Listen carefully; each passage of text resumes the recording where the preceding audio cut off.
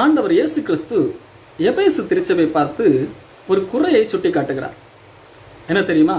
உன் பேரில் எனக்கு ஒரு குறை உண்டு. என்ன குறை? ஆதியிலே கொண்டிருந்த அன்பை விட்டு விட்டாய் என்கின்ற ஒரு குறையை சுட்டி காட்டுகிறார்.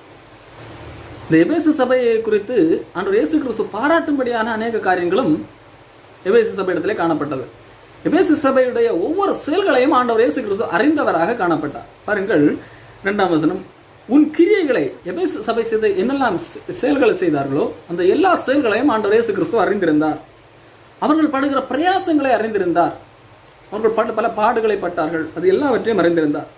உன் பொறுமை, அப்படிப்பட்ட பிரயாசங்கள் வந்த போதும் அவர்கள் பொறுமையோடு காணப்பட்டார்கள். அதற்கு அந்த பொறுமையை தரித்திருந்தார்கள். அவர்கள் விசுவாசத்தை விட்டு விலகிச் செல்லவில்லை. பொறுமையை ஆண்டவர் அறிந்திருந்தார். பொல்லாதவர்களை சகிக்க கூடாமல் இருந்ததை அறிந்திருந்தார்.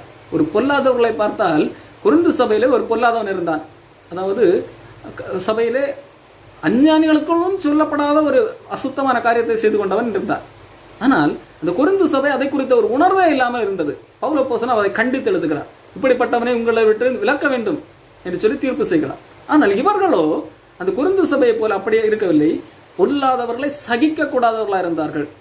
காரணம், அது பிறருக்கு இடரல் உண்டாக்கும் என்பதை அறிந்து அந்த பொல்லாதவர்களை சகிக்க கூடாமல் ஒரு டிசிப்ளினரி ஆக்ஷன் எடுக்கக்கூடியவர்கள், ஒழுக்கத்தை சார்ந்த செயல்களை நடவடிக்கை எடுக்கக்கூடியவர்களாய் காணப்பட்டார்கள். அடுத்ததாக, அப்போஸ்தலர் அல்லாதவர்கள் தங்களை அப்போஸ்தலர் என்று சொல்லுகிறதை சோதித்து அவர்கள் பொய்யர் என்று கண்டறிந்தார்கள். இது இன்றைக்கு கிறிஸ்தவர்களிடத்திலே அநேகரிடத்திலே இல்லாத ஒரு குணம். யாராகலும் தங்களை அப்போஸ்தலர், ஊழியக்காரர், தீர்க்கதரிசிகள் என்று சொல்லிக் கொண்டு வந்தால் அப்படியே நம்பி அவர்களுக்கு தங்கள் வாழ்க்கையை ஒப்புக் கொடுப்பார்கள். அவர்கள் சொல்வது கள்ள தீர்க்க தரிசனம் என்று சொல்லி வேதம் தெளிவாக நமக்கு விளக்கி காண்பிக்கும். அது காரணம், அவர்கள் சொன்னது ஒன்றும் நடந்திருக்காது. ஆனாலும் அவர்கள் சொல்லுகிறார்கள், நான் தேவனுடைய ஊழியக்காரர் என்று சொல்லி வருகிறார்கள், அப்படியே நம்புவார்கள். ஆனால் இந்த எபேசு அப்படி அல்ல. அப்போஸ்தலர் அல்லாதவர்கள், ஊழியக்காரர்கள் அல்லாதவர்கள் அப்படி சொல்லி வந்தால் உடனடியாக கண்டுபிடிப்பார்கள். அப்போஸ்தலர் அல்லாதவர்கள் எங்களை அப்போஸ்தலர் என்று சொல்லுகிறதை சோதித்து அவர்கள் சோதித்து பார்ப்பார்கள். வேத வசனத்தை படிப்பார்கள். வார்த்தையை கொண்டு சோதிப்பார்கள். இன்னைக்கு என்ன சொல்லுகிறார்கள்? ஜட்ஜ் பண்ணக்கூடாது, நீ ஜட்ஜ், இங்கே ஜட்ஜ் செய்வார்கள். சரியாக இவர்கள் சரியான அப்போஸ்தலர்களா, இவர்கள் தவறான அப்போஸ்தலர்களா என்று சொல்லி சோதிப்பார்கள், சோதனையிடுவார்கள். சோதித்து தவறான அப்போஸ்தலர்களை கண்டறிவார்கள். கண்டறிந்தார்கள் என்றால் என்ன அர்த்தம்? அவர்கள் அங்கே ஜட்ஜ் செய்திருக்கிறார்கள். அவர்கள் தவறான அப்போஸ்தலர் அல்லாதவர்கள் என்று சொல்லி அவர்கள் அங்கே ஜட்ஜ் செய்திருக்கிறார்கள் என்று அர்த்தம். இன்றைக்கு என்ன சொல்கிறார்கள்? ஜட்ஜ் செய்ய, நம் தோற்றத்தின்படி ஜட்ஜ் செய்யக்கூடாது, நீதியின்படி ஜட்ஜ் தீர்ப்பு செய்ய வேண்டும். சரி, கண்டறிந்ததையும் நீ சகித்து கொண்டிருக்கிறதையும் அவர்கள் சகித்தார்கள். சகிப்புத்தன்மை உள்ளவர்களாக காணப்பட்டார்கள். பொறுமை, ஆண்டவருடைய வருகைக்கு பொறுமையோடு காத்திருக்கிறார்கள். அவர்கள் அவர்களிடத்தில் துன்பம் வந்தபோது அவர்களுக்கு பொறுமை இருந்தது. என் நாமத்து நிமித்தம் இழைப்படையாமல் பிரயாசப்பட்டதை மறந்திருக்கிறேன். இயேசு கிறிஸ்து என்கிற நாமத்து நிமித்தம் அவர்கள் இழைப்பில்லாமல், ஓய்வின்றி அவருக்கு என்று வேலை செய்தார்கள். ஆண்டவருடைய வேலையை ஓய்வென்று செய்தார்கள். அன்புக்குரியவர்களே, இவ்வளவு காரியங்களை ஆண்டவர் பாராட்டும் விதமாகவே பேசுகிறார்.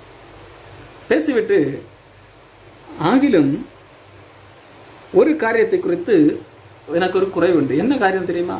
இது எல்லாவற்றையும் செய்கிறாய், ஆனால் உன்னிடத்தில் அன்பு இல்லை. அன்புக்குரியவர்களே, பல வேளைகளிலே இந்த கிறிஸ்தவர்களிடத்திலே இப்படிப்பட்ட காரியம் காணப்படுகிறது. சரியான சத்தியத்தை கடைபிடிக்கிறவர்கள், கள்ள ஊழியர்களை எல்லாம் கண்டுபிடிக்கிறவர்கள், ஆண்டவருக்காக ஏதாவது செய்ய வேண்டும் என்கின்ற துடிப்புள்ளவர்கள், பிரயாசப்படுகிறவர்கள், சகிப்புத்தன்மையோடு காணப்படுகிறார்கள். ஆனால் அன்பு இல்லை. ஆனால் ஏன் இப்படிப்பட்ட காரியங்களை செய்கிறார்கள்? அது ஒரு ரொட்டைனாக பழகிவிட்டது. அப்படி பழகிவிட்டதனால் அதை அப்படியே தொடர்ந்து செய்து கொண்டிருக்கிறார்கள். பழக்கத்து நிமித்தம் அப்படி செய்கிறார்கள். சரியான செயல்கள் தான் இவர்கள் செய்கிறது, எந்த தவறும் இல்லை. இவர்களிடத்திலே எந்த தவறும் இல்லை. இவர்கள் செய்கிறது எந்த தவறும் இல்லை. இந்த கிரியைகள் எல்லாம் தவறு என்று இல்லை. ஆனால் அன்பில்லாமல் செய்கிறது தவறாயிருக்கிறது. அன்புக்குரியவர்களே, கொரிந்தியர் புஸ்தகம் 1 கொரிந்தியர் 13ஆம் அதிகாரத்திலே பலவிதமான செயல்களை அங்கே செய்ய முடியும், உயிரை கொடுக்க முடியும். ஆண்டவர் இயேசு கிறிஸ்து சொன்னா, ஒரு மனிதன் தன் சிநேகிதனுக்காக ஜீவனை கொடுக்கிற அன்பிலும் வேறொன்று இல்லை. அப்படி ஜீவனை கொடுக்கிற காரியத்தை கூட அன்பில்லாமல் செய்ய முடியும் என்று சொல்லி பவுலப்போஸ்தலன் 1 கொரிந்தியர் 13ஆம் அதிகாரத்தில் எழுதி வைத்திருக்கிறார். தனக்கு உண்டான எல்லாவற்றையும் விட்டு என்னை பின்பற்றி வர கடவன் என்று சொல்லி ஆண்டவர் இயேசு கிறிஸ்து சொன்னார். ஆனால் அதையும் அன்பில்லாமல் செய்ய முடியும். எல்லா சொத்துக்களையும் விற்று பிறர்களுக்கு அன்னதானம் பண்ணினாலும் அன்பில்லாமல் அதை செய்ய முடியும். அன்பில்லை என்றால் எனக்கு பிரயோஜனம் இல்லை. இங்கே எபேசு சபையினர் பிரயாசப்பட்டார்கள், ஓய்வின்றி கர்த்தருடைய வேலையை செய்து கொண்டிருந்தார்கள். அவர்களுக்கு துன்பம் வந்ததை சகித்தார்கள், பொறுமையோடு காணப்பட்டார்கள். இந்த துன்பம் இன்று தீரும் நாளை தீரும் என்று சொல்லி அதற்கு பொறுமையோடு காத்திருந்தார்கள். ரொம்ப 1-2 நாட்கள் எல்லாம் லாங் ப்ராசஸ் தான், காத்திருந்தார்கள். கள்ளர்களை கண்டுபிடித்தார்கள், போலியானவர்களை கண்டுபிடித்தார்கள். அந்த அளவுக்கு வசன தெளிவு இருந்தது, சரியான சத்தியம் அவர்களுக்கு இடத்துல காணப்பட்டது. ஆனாலும் அன்பில் எங்கே இந்த அன்பு தொலைந்து விட்டது? எப்படி இந்த அன்பு தொலைந்து இருக்கும்? காரணம், நாட்கள் செல்ல செல்ல அது பழக்கத்து நிமித்தம் செய்தார்கள், அல்லது இப்படி செய்ய வேண்டியது ஒரு கடமை நிமித்தம் செய்தார்கள். பவுல் சொல்லுகிறார் அல்லவா, சுவிசேஷத்தை அறிவிப்பது என் மேல் விழுந்த கடமையா இருக்கிறது. பவுல் அதை நான் கடமைக்காக செய்கிறேன் என்பதற்காக அங்கே சொல்லவில்லை. அவர் சொல்லும்போது நான் உற்சாகம் உள்ளவனாக செய்கிறான், அந்த அன்பு என்னை நெருக்கியதுனால தான் செய்கிறேன் என்பதாக பவுல் சொல்லுகிறார். நான் அப்படி செய்யாமல் இருந்தால் கூட அது என் மேல் விழுந்த கடமை, கட்டாயம் செய்துதான் ஆக வேண்டும். காரணம், ஆண்டவருடைய அன்பு அந்த அளவுக்கு எனக்கு ஏற்கனவே செய்து விட்டது. பதிலுக்கு நான் ஏதாவது செய்ய வேண்டும் என்கின்ற ஒரு கடமை உணர்வு எனக்கு இருக்கிறது என்பதாக இங்கே சொல்லுகிறார். இங்கே வெளிப்படுத்தின விசேஷம் 2ஆம் அதிகாரத்தில் காணப்படுகிறது. எபேசு சபையினர் கடமை உணர்ச்சியினால் பல காரியங்களை செய்தார்கள், ஆனால் அவரிடத்தில் அன்பு இல்லை. காரணம், எப்படி இந்த அன்பு பாதிக்கப்பட்டிருக்கும் என்றால், இவர்கள் ஓயாமல் பட்ட அந்த பிரயாசங்கள், பாடுகள், இவர்கள் எல்லாம் பொறுமையாக சகித்தார்கள். ஆனால் அந்த அன்பு குறைந்திருக்கிறது. இந்த அன்பு குறைய காரணம் என்ன தெரியுமா? நம் தேவனோடு உள்ள உறவை தொலைக்கும் போது அன்பு குறையும். ஆகவே தான் இந்த இடத்துல ஆண்டவர் சொல்கிறார், அந்த அன்பை மீட்டெடுப்பதற்காக நீ ஆதியில் செய்த கிரியைகளை திரும்ப செய்வாயாக. ஆதியில் செய்த கிரியைகளை செய்வாயாக. ஆரம்பம் நிலைக்கு மறுபடியும் செல்ல வேண்டும்.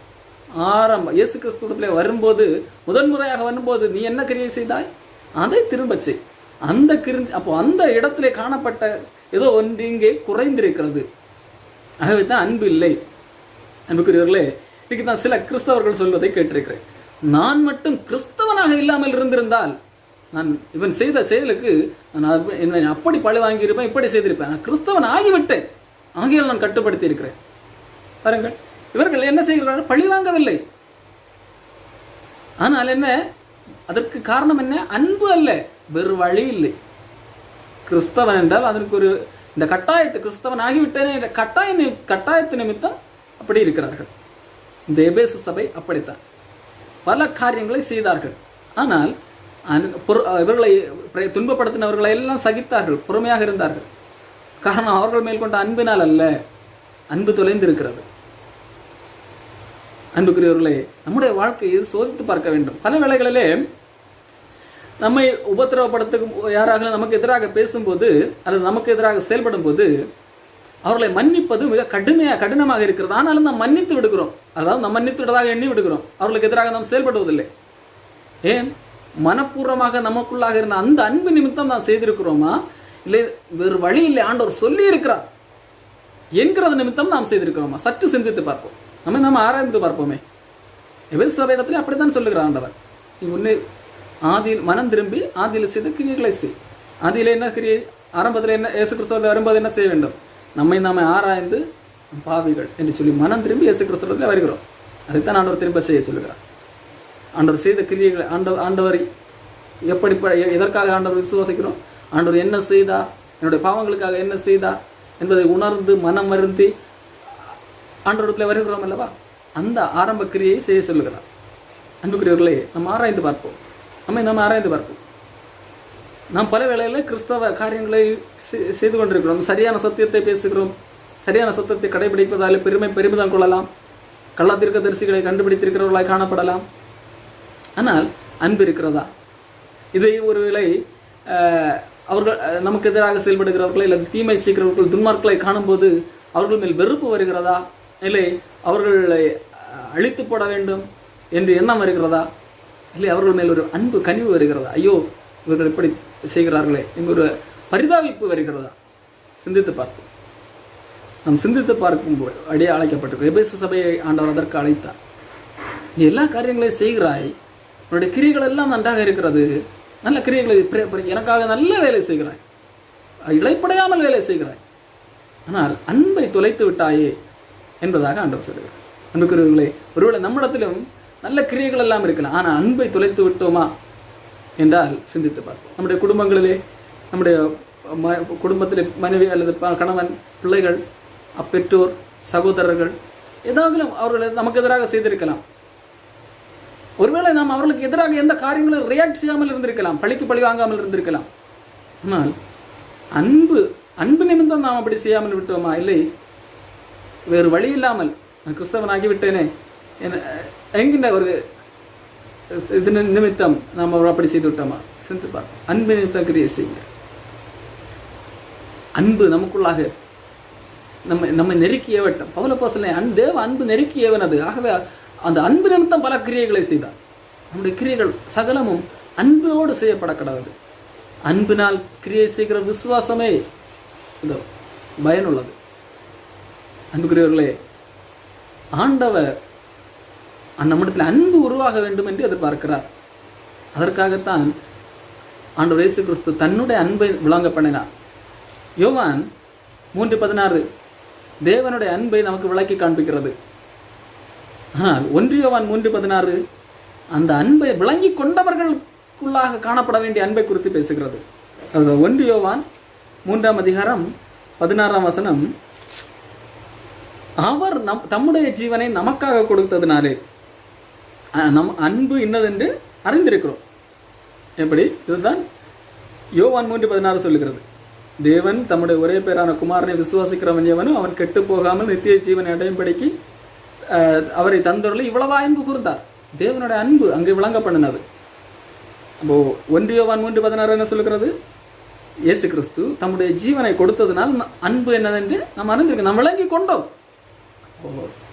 நம்மிடத்தில் அன்பு குறையும் போதெல்லாம், ஒருவேளை குறைவதாக நாம் செய்தால், நாம் படுகிற உபத்திரவங்கள், நம்மை நெருக்குகிறவர்கள் நிமித்தம் படும்போது நாம் செய்ய வேண்டியது தேவனுடைய அன்பை அறிந்து கொள்வோம்.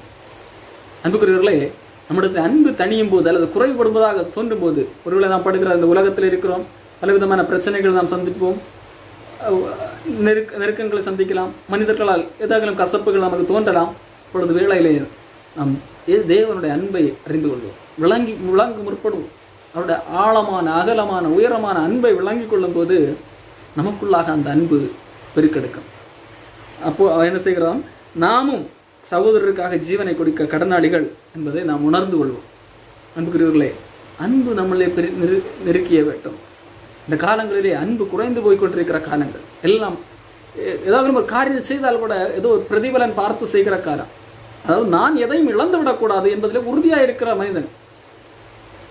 குறிப்பாக இந்த காலங்களில் நம்முடைய அன்புகளை வெளிப்படுத்துவோம். அவர்கள் நல்லவர்களாக நாம் அன்பு காண்பிப்பதற்காக அவர்கள் நல்லவர்களாகத்தான் இருக்க வேண்டும் என்று சொல்லி எதிர்பார்க்கக்கூடாது. அப்படி பார்த்தால் தேவன் நம்மில் அன்பு காட்டியிருக்கவே முடியாது. தேவனுடைய அன்பு நம் பாவிகளாக இருக்கையில் நம்மில் விளங்கினது. நமக்காக அவர் மரித்து நம்முடைய அன்பை விளங்க பண்ணார். நம்முடைய அன்பு அதே போல தேவன் காட்டிய அன்பு நம்மிடத்தில் இருந்து வெளிப்பட வேண்டும். பவுல் அப்போஸ்தலன் சொல்லுகிறார், கிறிஸ்துவின் அன்பு என்னை நெருக்கி ஏவுகிறது. பவுல் அப்போஸ்தலன் அவ்வளவு வேகமாக காரியங்களை செய்தார். தன்னுடைய உயிரை துணிந்து கொடுக்கத்தக்கதான செயல்களை செய்தார் மக்களுக்காக. அவர் மக்களுக்கு வருத்தப்படுத்த முற்படாமல் அவர் வேலை செய்து சில இடங்களிலே சாப்பிட்டார். ஊழியம் செய்த இடங்களிலே அவர் நினைத்திருந்தால், நான் இவ்வளவு கஷ்டப்பட்டு ஊழியம் செய்கிறேன், இவர்களை எனக்கு காணிக்கை தந்தாக வேண்டும் என்று சொல்லி ஒரு பிரசங்கம் செய்திருக்கலாம். செய்யவில்லை. காரணம் அவருடைய அன்பு. ஒருவேளை இந்த காணிக்கை இவர்களிடத்தில் பேசினார், இவர்கள் இடறி போக வாய்ப்பு. இவர்கள் அந்த அளவுக்கு வளரவில்லை. அன்புக்குரியவர்களே, அன்பு அவரை நெருக்கியவன். அது இதெல்லாம் ஏதோ கடமைக்காக செய்ததல்ல பவுல். அன்புக்குரியவர்களே, பல வேளைகளில் நாம் கடமைக்காக செய்து கொண்டிருக்கலாம். சில காரியங்களை விட்டு விடுவோம். கடமைக்காக ஒருவன் அன்பு நம்மை நெருக்கிய வேண்டும். இந்த எபேசு சபையை பார்த்து சொல்லுகிறார், இல்லாவிட்டால், மனம் திரும்பாவிட்டால், நம்மை நாம் ஆராய்ந்து பார்த்து அந்த அன்பை, இழந்து போன அன்பை நாம் கொண்டு வராவிட்டால் விளக்கு தண்டை உன்னிடத்திலிருந்து எடுத்து விடுவேன் என்றதாக சொல்லி. அன்புக்குரியவர்களே, ஒரு விளக்கை கொளுத்தி தண்டின் மேல் தான் வைக்க வேண்டும். தண்டு இல்லை என்று சொன்னால், சும்மா விளக்கை கொளுத்தினா அது யாருக்கு பிரயோஜனம்? இந்த விளக்கை தண்டை இல்லை என்று சொன்னால் நம்ம யாருக்கும் ஒளி கொடுக்க முடியாது, நமக்கு நாமே எரிந்து கொண்டிருக்க வேண்டியதுதான். ஆகவே தான் அந்த விளக்கு தண்டை நாம் ஆண்டவர் பிடுங்குற அளவுக்கு அவர் நாம் யாருக்குமே பயனற்றி போகிறவர்களாய் மாறிவிடக்கூடாது. ஆகவே அன்பிலே பெருகுவோம். கர்த்தர் உங்களை ஆசீர்வதிப்பார்.